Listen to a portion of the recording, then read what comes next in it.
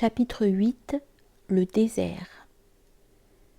Dans toutes les grandes familles des villes arabes, il était d'usage d'envoyer les garçons dans le désert peu de temps après leur naissance, pour qu'ils soient allaités, sevrés et passent une partie de leur enfance dans une des tribus bédouines. La Mecque n'avait aucune raison de ne pas se conformer à cette coutume, d'autant que les épidémies n'y étaient pas rares et que la mortalité infantile y était élevée. Mais ce n'est pas seulement la pureté de l'air du désert que les Mécois savent bonne pour leurs fils. Si le désert était bienfaisant pour le corps, il l'était aussi pour l'âme. Les Quraysh n'avaient adopté que depuis peu la vie sédentaire. Ils avaient vécu plus ou moins en nomades jusqu'au jour où Qusay leur avait dit de se bâtir des maisons autour du sanctuaire. Les établissements fixes étaient peut-être inévitables, mais ils n'étaient pas sans danger. Le mode de vie des ancêtres avait été plus noble, celui des habitants de la tente qui se déplacent souvent. Noblesse et liberté sont inséparables, et le nomade était libre.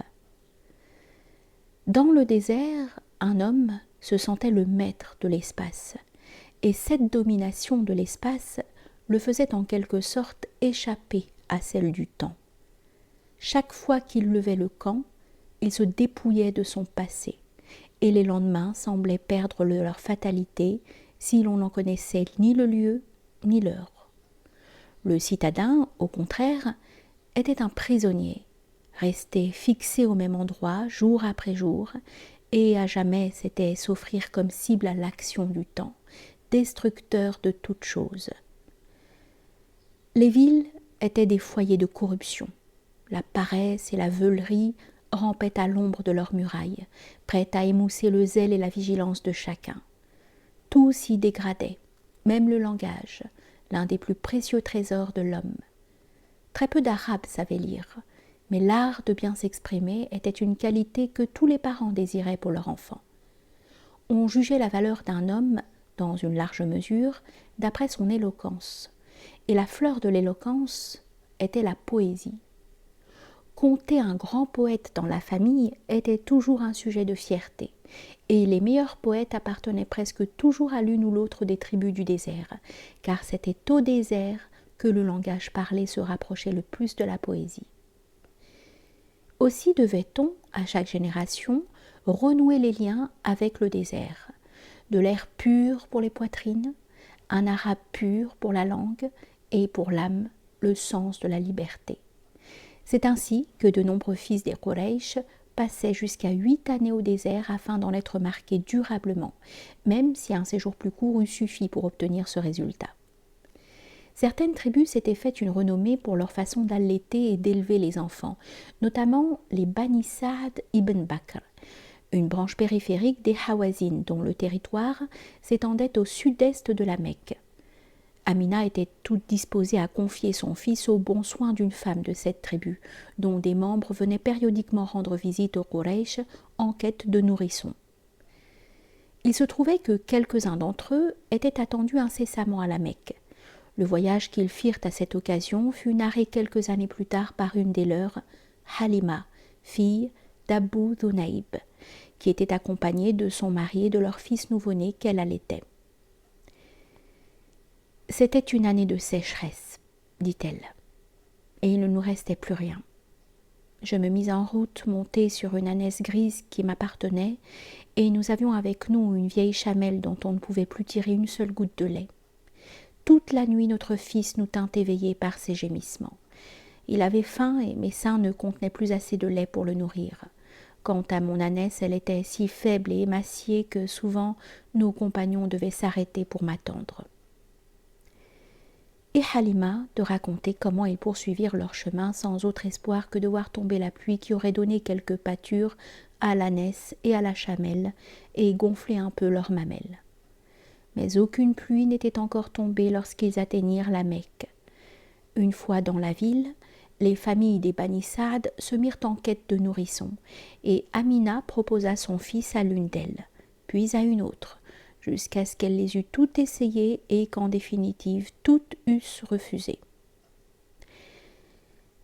La cause de ce refus, relate Halima, est que nous espérions recevoir quelques faveurs du père de l'enfant. à un orphelin, disions-nous, qui pourrait donc bien faire pour nous, sa mère et son grand-père. Ce n'est pas ce que ces familles eussent désiré un paiement direct pour prix de leur service, car il était considéré comme déshonorant qu'une femme touche un salaire pour allaiter un enfant. La récompense espérée, bien que moins directe et plus lointaine, avait une portée bien plus vaste. Cet échange de bons offices entre citadins et nomades s'inscrivait dans la nature des choses, car les uns étaient pauvres, là où les autres étaient riches, et inversement. Les nomades avaient à offrir le mode de vie que Dieu avait donné aux hommes depuis des temps immémoriaux, celui d'Abel. Les fils de Caïn, car c'est Caïn qui avait bâti les premiers villages, possédaient des biens et de la puissance. Pour les Bédouins, il était avantageux de créer des liens durables avec l'une des grandes familles. La mère nourricière gagnait à un autre fils, qui la considérait comme une seconde mère et lui manifesterait sa piété filiale tant qu'il vivrait. Ce fils deviendrait aussi le frère de ses enfants à elle, ce qui n'était pas qu'une relation de pure forme. Chez les Arabes, le sein est l'un des canaux de l'hérédité, et l'enfant qui tète assimile les qualités de sa nourrice. Cependant, on ne pouvait rien attendre, ou presque, de l'enfant lui-même tant qu'il n'avait grandi, et dans l'intervalle, c'est sur le père que l'on pensait normalement pouvoir s'appuyer pour remplir les devoirs de son fils. Un grand-père était trop éloigné, et en l'occurrence, il était assez facile d'apprendre que Abd el-Muttalib était un vieillard dont on pouvait raisonnablement penser qu'il ne vivrait plus très longtemps. À sa mort, ce seraient ses fils, et non pas son petit-fils qui hériterait de lui. Amina elle-même était pauvre, et quant à l'enfant, son père n'avait pas assez vécu assez longtemps pour pouvoir accumuler quelques biens. Il n'avait laissé à son fils que 5 chameaux, un petit troupeau de moutons et de chèvres, et une jeune esclave. Sans doute, le fils de Abdallah appartenait-il à une noble famille, mais il était de beaucoup le nourrisson le plus pauvre que l'on eût présenté aux Bédouines cette année-là. Par ailleurs, même si les parents nourriciers n'étaient pas censés être riches, il ne fallait cependant pas qu'ils fussent dans la misère, et de toute évidence, Halima et son mari étaient plus pauvres que tous leurs compagnons. Chaque fois qu'il y avait un choix à faire entre Halima et une autre nourrice, c'était à l'autre que l'on accordait la préférence. C'est ainsi qu'en peu de temps, toutes les femmes des Bani Saad s'étaient vues confier un bébé, à l'exception de Halima. La plus pauvre des nourrices restait sans nourrisson, tandis que le plus pauvre des nourrissons restait sans nourrice. Lorsque nous décidâmes de quitter la Mecque, poursuit Halima, je dis à mon mari « Il me déplaît de revenir parmi mes amis sans avoir un enfant à allaiter. Je vais retourner auprès de cet orphelin et je le prendrai. »« Fais comme tu voudras, dit-il. Il se peut que par lui, Dieu nous accorde sa bénédiction. » J'allais donc prendre le bébé pour la seule raison que je n'en avais pas trouvé d'autre. Je le ramenai à l'endroit où nous avions laissé nos montures et je ne l'avais pas plus tôt serré dans mon giron que mes seins se gonflèrent de lait. Je le nourris et il but à satiété, de même que son frère de lait qui téta après lui. Après quoi tous les deux s'endormirent. Mon mari alla vers notre vieille chamelle et, ô merveille, voici que ses pieds étaient gonflés. Et il se mit à la traire, puis il but de son lait, et je fis de même, jusqu'à ce qu'il nous fût impossible de voir davantage et que notre faim fût assouvie. Nous passâmes une excellente nuit, et au matin mon mari me dit « Par Dieu, Halima, c'est une créature bénie que tu as prise en charge. »« C'est bien ce que j'espère, lui répondis-je. Nous reprîmes alors la route. Portant le bébé en croupe, je chevauchais mon ânesse qui, dès ce moment, se mit à presser le pas et à passer devant les autres ânes qui ne parvenaient pas à la suivre. « Qu'as-tu donc » s'exclamaient les gens. « Attends-nous. Cette ânesse n'est-elle pas la même que celle que tu montais en venant ?»« Si, par Dieu, c'est bien la même. » Alors il a dû lui arriver quelque miracle. Nous regagnâmes nos campements sur le territoire des Bani Saad, et je ne pense pas qu'il existe sur la terre de contrées plus arides que celle-ci l'était alors. Pourtant, après que nous eûmes ramené l'enfant pour vivre avec nous, mon troupeau me revenait chaque soir bien repu et plein de lait. Nous pouvions traire nos bêtes et en boire le lait, alors que les autres n'en avaient pas une goutte. Et nos voisins disaient à leurs bergers « Allez donc, vous autres, faites paître vos troupeaux au même endroit que lui », voulant dire mon berger. Malgré tout, leurs bêtes rentraient toujours affamées, ne donnant pas de lait, alors que les miennes revenaient rassasiées avec du lait en abondance. Nous jouîmes sans interruption de cette abondance et de cette générosité de la part de Dieu, jusqu'à ce que l'enfant eût accompli sa 2e année et que je l'ai sevré. Il grandissait bien, continua à raconter Halima, incomparablement mieux que tous les autres garçons. À 2 ans, c'était un bel enfant, et nous le reconduisîmes à sa mère, tout en souhaitant vivement qu'il pût rester parmi nous à cause des bénédictions qu'il nous apportait.